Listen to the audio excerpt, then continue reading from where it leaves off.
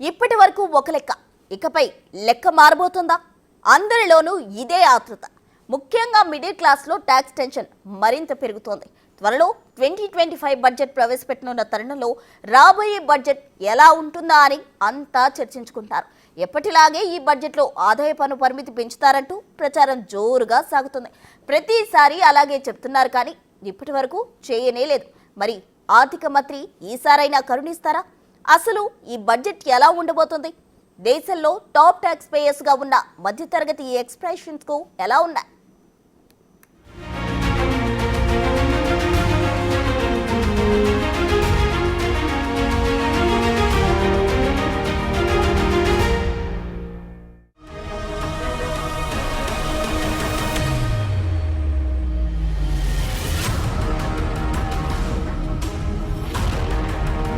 కేంద్ర ఆర్థిక మంత్రి నిర్మలా సీతారామన్ మరికొన్ని రోజుల్లో కేంద్ర బడ్జెట్ 2025ను ప్రవేశపెట్టనున్నారు. సమయం సమీపిస్తున్న కొద్దీ అందరి దృష్టి ఈ బడ్జెట్ అంచనాలపైనే ఉంది. ముఖ్యంగా మధ్యతరగతి వాళ్లు పన్నులు తగ్గుతాయేమో అని ఆశగా ఎదురు చూస్తున్నారు.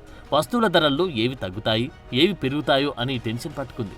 ఇక ఆదాయ పన్ను రేట్లు, స్లాబుల్లో వచ్చే మార్పులు ఎలా ఉంటాయోనని వేతన జీవులు, మధ్యతరగతి ప్రజలు ఎదురు చూస్తున్నారు. భారీగా పెరిగిన ఖర్చులతో పన్ను తగ్గించలేకపోతే జనం విసిగిపోయే ప్రమాదం కూడా ఉంది. మరోవైపు వ్యాపార వర్గాలు కూడా తాయిలాలు ఉంటాయేమోనని ఆభగా వెయిట్ చేస్తున్నారు. మొత్తంగా అందరి చూపు ఫిబ్రవరి 1 కోసం కాచుకుని ఉన్నాయి. మోడీ 3.0 ప్రభుత్వంలో ఇది తొలి పూర్తి బడ్జెట్ కావడంతో అన్ని వర్గాల్లోనూ ఎక్స్పెక్టేషన్స్ పెరిగాయి. ఈ బడ్జెట్ లో ఏ అంశాలపై ఫోకస్ పెడుతున్నారు, సామాన్యులకు ఊరటనిచ్చే విషయాలేంటి అనే దానిపై చర్చలు నడుస్తున్నాయి.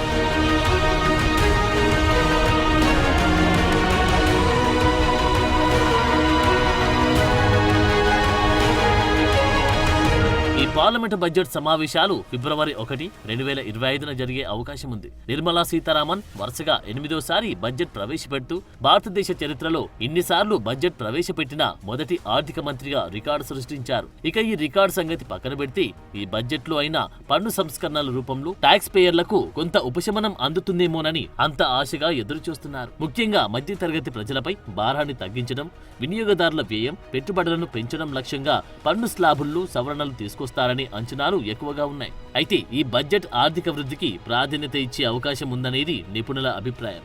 ఎందుకంటే మోడీ ప్రభుత్వంలో కీలక స్లోగన్ అయిన వికసిత్ భారత్ 2047 లక్ష్యాన్ని చేరడానికి బడ్జెట్ కీలకం కానుంది.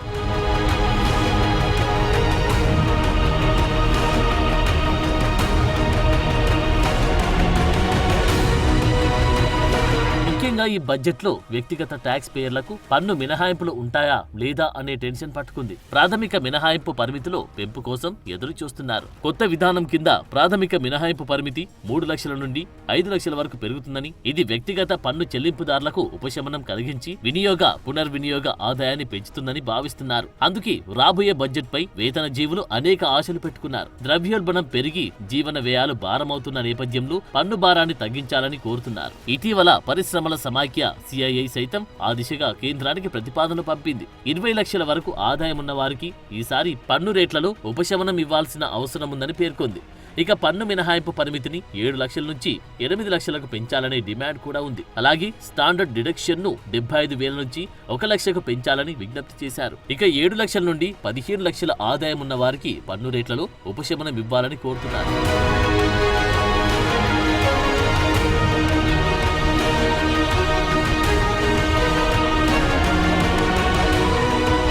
అలాగే ప్రభుత్వం సెక్షన్ 80C కింద పరిమితిని 1.5 లక్షల నుండి 2 లక్షలకు పెంచాలని డిమాండ్లు వస్తున్నాయి. నిజానికి ఇది మోడీ మొదటిసారి పగ్గాలు చేపట్టిన 2014 నుండి మారనే లేదు. 2003లో సెక్షన్ 80C కింద గరిష్టంగా 1 లక్ష వరకు మినహాయింపు లభించింది. 2014లో ఈ పరిమితిని 1.5 లక్షలకు పెంచి కొంత ఉపశమనం కలిగించిన ద్రవ్యోల్బణానికి అనుగుణంగా ఈ పెంపు సరిపోలేదు. పెరుగుతున్న జీవన వ్యయం, పన్ను చెల్లింపుదారులపై పెరుగుతున్న ఆర్థిక భారంతో సెక్షన్ 80C పరిమితిని మరింత పెంచాలని, ప్రభుత్వ ఆర్థిక పరిస్థితులకు అనుగుణంగా దీన్ని 3.5 లక్షలకు పెంచాలని కూడా డిమాండ్లు వినిపిస్తున్నాయి. ఇక రియల్ ఎస్టేట్ రంగం వృద్ధి కోసం, గృహ యజమానుల్ని ప్రోత్సహించడం కోసం హౌసింగ్ లోన్ల వడ్డీపై సెక్షన్ 24B కింద మినహాయింపు పరిమితిని 2 లక్షల నుండి 3 లక్షలకు పెంచాలని ఆశిస్తున్నారు. అలాగే గృహ రుణ వడ్డీ మినహాయింపులను సెక్షన్ 80C కింద కలపొద్దని, ప్రత్యేక అధిక మినహాయింపు పరిమితిని ఇవ్వాలని పలువురు కోరుతున్నారు.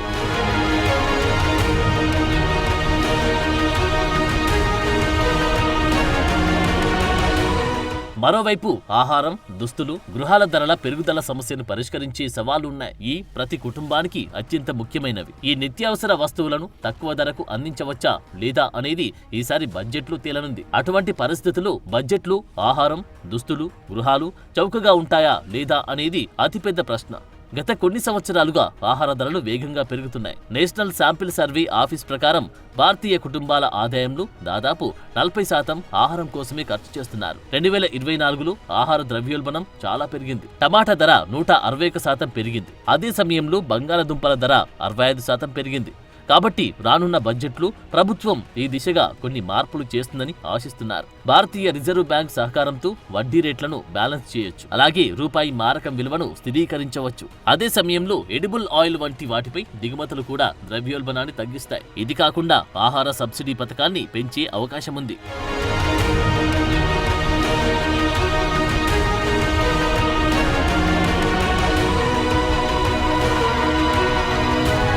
నిజానికి భారతదేశంలోని వరుస ప్రభుత్వాలు మధ్య తరగతిని చాలా కాలంగా బంగారు బాతుగా పరిగణిస్తున్నాయి. పన్ను మినహాయింపులు, వాహనాలు, గృహ కొనుగోళ్లకు ప్రోత్సాహకాలు, తగ్గింపుల పరంగా కార్పొరేషన్లతో సమానంగా ఉండాలని న్యాయమైన డిమాండ్ పెరుగుతోంది. గృహ పొదుపులు చాలా తక్కువ స్థాయిలో ఉన్నప్పుడు కార్పొరేషన్ల వేతనాల పెరుగుదల ద్రవ్యోల్బణాన్ని కవర్ చేయడానికి సరిపోవట్లేదు. ఇలాంటి సమయంలో మధ్య తరగతికి కొంత ఉపశమనం అవసరమన్నది ప్రధానంగా ఉన్న డిమాండ్. ఎందుకంటే మధ్య తరగతి, ముఖ్యంగా జీతాలు పొందే తరగతి దేశ పన్ను భారాన్ని ఎలా మోస్తున్నారనే దానిపై కొన్ని సంవత్సరాలుగా చర్చ నడుస్తోంది. ఇక వ్యక్తిగత పన్ను చెల్లింపుదారుల సంఖ్య తక్కువే అయినప్పటికీ వీళ్ళే ఎక్కువ భారం మోస్తున్నారు. అందుకే పన్నుల్లో ఉపశమనం కోరుతున్నారు.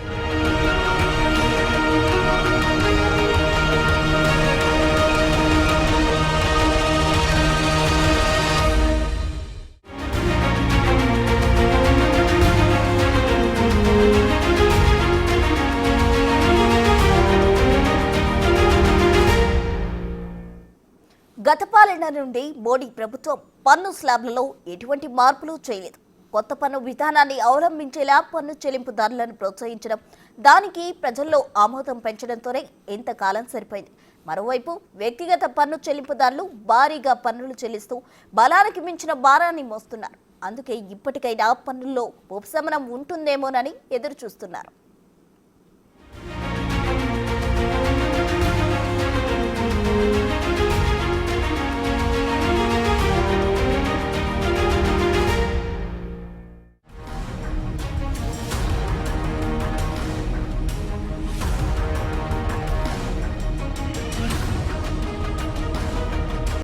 గత కొన్ని సంవత్సరాలుగా భారతదేశంలోని మధ్యతరగతి పన్ను చెల్లింపుదారులు అధికంగా అంచనాలు పెట్టుకుంటూనే ఉన్నారు. కానీ బడ్జెట్ ప్రకటనల తర్వాత నిరాశ చెందడం సర్వసాధారణంగా మారింది. అయితే ఈసారి దీనికి భిన్నంగా బడ్జెట్ ఉంటుందని విశ్లేషకులు అంచనా వేస్తున్నప్పటికీ మధ్యతరగతి ప్రజలపై పన్నుల భారం తగ్గించే దిశగా నిర్ణయాలు ఉంటాయా అనే అంశంలో ఆసక్తి నెలకొంది. అలాగే బేసిక్ ఎగ్జంప్షన్ పెంచడంతో పాటు ట్యాక్స్ స్లాబ్స్ సవరించే అవకాశాలు ఉన్నాయో లేదో అర్థం కావట్లేదు. నిజానికి మధ్య తరగతి, ముఖ్యంగా జీతాలు పొందే తరగతి దేశ పన్ను భారాన్ని భారీగా మోస్తున్నారు. వ్యక్తిగత పన్ను చెల్లింపుదారుల సంఖ్య తక్కువే అయినప్పటికీ ఎక్కువ పన్ను భారం వీళ్ల మీదే ఉంటోంది. కార్పొరేషన్ల పన్ను భారం తగ్గి వ్యక్తిగత పన్నుదారులకు తడిసి మోపెడవుతోంది.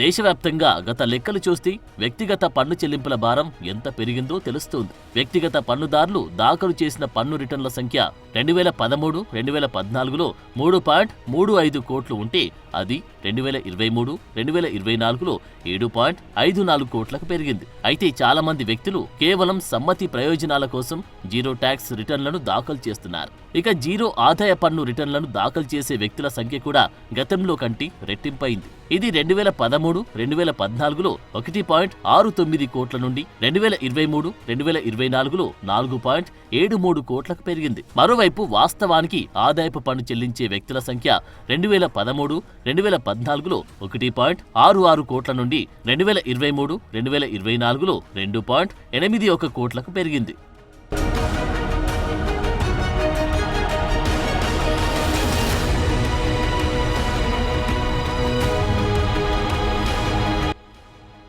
సెప్టెంబర్ 2019లో ప్రభుత్వం ప్రస్తుత కంపెనీలకు బేస్ కార్పొరేట్ పన్ను రేటును 30% నుండి 22%కి, అక్టోబర్ 1, 2019 తర్వాత విలీనం చేసిన కొత్త తయారీ సంస్థలకు 25% నుండి 15%కి తగ్గిస్తున్నట్లు ప్రకటించింది. ఈ ప్రకటన తర్వాత కార్పొరేట్ ఆదాయపు పన్ను వసూళ్లు వ్యక్తిగత ఆదాయపు పన్ను వసూళ్లతో పోలిస్తే భారీగా తగ్గాయి. 2010 నుండి 2019, 2020 వరకు 0.7x ఉన్న personal income tax, corporate income tax నిష్పత్తి 2020, 2021 నుండి 2024, 2025 బడ్జెట్లో 1.1x కి పెరిగింది. అలాగే కార్పొరేట్ ఆదాయపు పన్ను వసూళ్లు 2019, 20లో 5.56 లక్షల కోట్ల నుండి 2024, 2025లో 10.2 లక్షల కోట్లకు పెరిగాయి. అంటే ఇది 83% పెరుగుదల. అదే కాలంలో పర్సనల్ ఇన్కమ్ ట్యాక్స్ వసూళ్లు 4.92 లక్షల కోట్ల నుండి 11.87 లక్షల కోట్లకు పెరిగింది.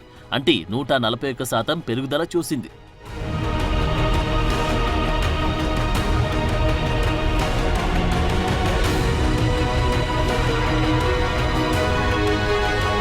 ఇక పర్సనల్ ఇన్కమ్ ట్యాక్స్ ద్వారా జీఎస్టీకి భారీగా విరాళం అందుతోంది. భారతదేశంలో వార్షిక జీఎస్టీ వసూళ్లు 18 లక్షల కోట్ల నుండి 20 లక్షల కోట్ల వరకు ఉంది. ఈ మొత్తంలో వ్యక్తులు, కార్పొరేషన్ల వాటాల భాగస్వామ్యం ఎంతో విభజన లెక్కలను ప్రభుత్వం చూపించదు. వ్యాపార ప్రయోజనాల కోసం కొనుగోలు చేసిన వస్తువులు లేదంటే సేవల కోసం కార్పొరేషన్లు ఇన్పుట్ ట్యాక్స్ క్రెడిట్లను క్లెయిమ్ చేస్తాయి. కాబట్టి జీఎస్టీ వసూళ్లలో ఎక్కువ భాగం వ్యక్తుల నుండే లెక్కిస్తారు. మొత్తం జీఎస్టీ వసూళ్లలో చూసుకుంటే దేశవ్యాప్తంగా 5 రాష్ట్రాలు సగానికి పైగా వాటా కలిగి ఉన్నాయి. మహారాష్ట్రకు 21.2%తో అత్యధిక వాటా ఉంది.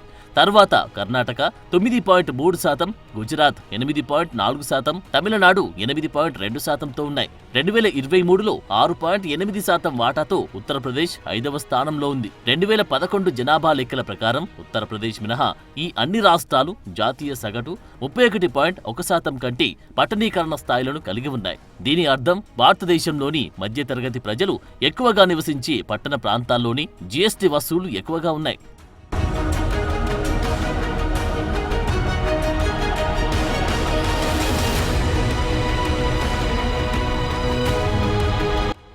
మధ్యతరగతి భుజాలపైన ఉన్న భారం తెలియాలంటే కొన్ని ఉదాహరణలున్నాయి. 10 లక్షలు సంపాదించి 30% జాతీయ పన్ను రేటు ఆదా చేసే వ్యక్తికి వినియోగంపై సగటున 15% జీఎస్టీ రేటు ప్రకారం పన్ను చెల్లింపు దాదాపు 1.6 లక్షలకు చేరుకుంటుంది. అంటే ఒక వ్యక్తి మొత్తం ఆదాయంలో 16% జీఎస్టీ చెల్లిస్తున్నారు. అదే వ్యక్తి తన ఆదాయంలో 15% ఆదా చేస్తే ఖర్చు 18%. అసలు పొదుపు లేకపోతే 20% అవుతుంది. ఇక ఒక వ్యక్తి ఆదాయంలో 20 లక్షలు సంపాదించి 30% ఆదా చేస్తే వారి ఖర్చుపై సగటున 10% జీఎస్టీ రేటు ప్రకారం అతడు కొత్త పన్ను విధానంలో 3.1 లక్షల ఆదాయపు పన్నును, వినియోగ వ్యయంపై 2 లక్షల జీఎస్టీని చెల్లిస్తాడు. ఈ చెల్లించిన మొత్తం పన్ను 5.1 లక్షలు లేదా ఆదాయంలో 25% ఉంటుంది. అదే వ్యక్తి 15% ఆదా చేస్తే మొత్తం పన్ను భారం దాదాపు 28% ఉంటుంది. పొదుపులు లేకపోతే అది 31%కి దగ్గరగా ఉంటుంది.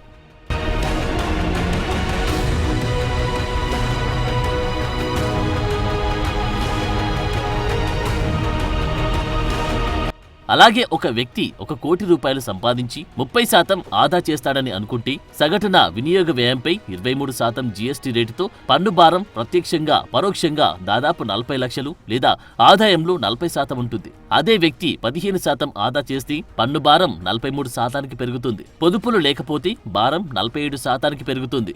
దీన్ని బట్టి వ్యక్తుల తమ ఆదాయంలో భారీగా పన్నుల రూపంలో చెల్లిస్తున్నారు. కానీ వీళ్లకు పన్ను మినహాయింపులు తగ్గట్లేదు. నిజానికి పన్ను స్లాబ్లను తగ్గించడం, మినహాయింపు పరిమితులను పెంచడం వల్ల కుటుంబాలపై ఆర్థిక ఒత్తిడిని బాగా తగ్గించవచ్చు. పొదుపు చేస్తేనే వారు ఎక్కువ ఖర్చు చేయడంలో ఇది సహాయపడుతుంది. వినియోగంలో ఈ పెరుగుదల ఆర్థిక వృద్ధిని నడిపించడంలో కీలక పాత్ర పోషిస్తుంది. అంతేకాకుండా గ్రీన్ ఎనర్జీ, ఆర్టిఫిషియల్ ఇంటెలిజెన్స్ వంటి భవిష్యత్తు దృష్టిగల రంగాలలో లక్ష్యంగా ఉన్న పన్ను ప్రయోజనాలు ఈ రంగాలలో పెట్టుబడులను ప్రోత్సహిస్తాయి. ఇటువంటి చర్యలు భారతదేశ స్థిరమైన వృద్ధి ఆశయాలకు అనుగుణంగా ఉండడమే కాకుండా అభివృద్ధి చెందుతున్న రంగాల్లో కొత్త ఆవిష్కరణలు, వ్యవస్థాపకతకు కూడా ప్రోత్సాహం అందిస్తాయి.